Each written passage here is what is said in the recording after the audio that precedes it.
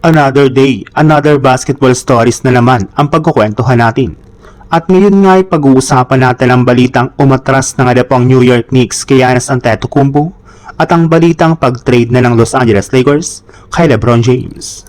Dahil nga po sa sunod-sunod na pagkatalo ng New York Knicks ng mga nagdaang linggo, ay napaisip nga po ang kanilang front office na gamitin si Giannis para mapalakas ang kanilang lineup.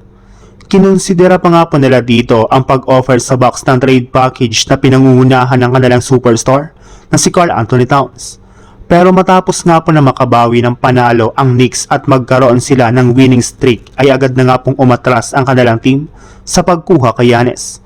Ayon nga po sa ikinumpirma ni Brian Windhorst, hindi na nga po makikipag-agawan pa ang Knicks sa trade ni Antetokounmpo dahil makakasira lang naman nga po ito sa momentum at chemistry ng kanilang nabuong lineup. Hindi rin naman nga po nila afford na magsagawa ng isang 3-team o 4-team trade. Ayaw rin naman nga po nila na gamitin dito ang kanilang mga key superstars sa ganitong klaseng move, kaya wala nga po silang ibang choice kundi maghanap na lang ng mas maliit na trade ngayong linggo na pwede nga po nilang makuha. Sa ibang balita naman, napabilang na nga po si LeBron James sa mga magiging all-star ngayong taon, kaya ito na nga po ang ika-22nd na pagkakataon na maglalaro siya sa darating na all-star game sa susunod na linggo. Bagamat man nga po marami ang tumututol sa kanyang pagkakasali sa All-Star, since may ilang mga players nga po ang nagkaroon ng mas magandang performance ay deserve para naman nga po nito na makasali sa All-Star.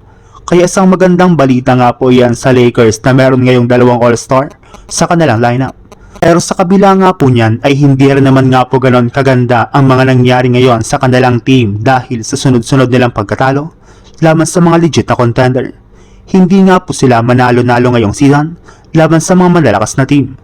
May lumabas pa nga po na balita ngayong araw na nagkasundo na nga po ang kampo ni LeBron James at ang front office ng Lakers na kailangan na nga po nalang maghiwalay ng landas.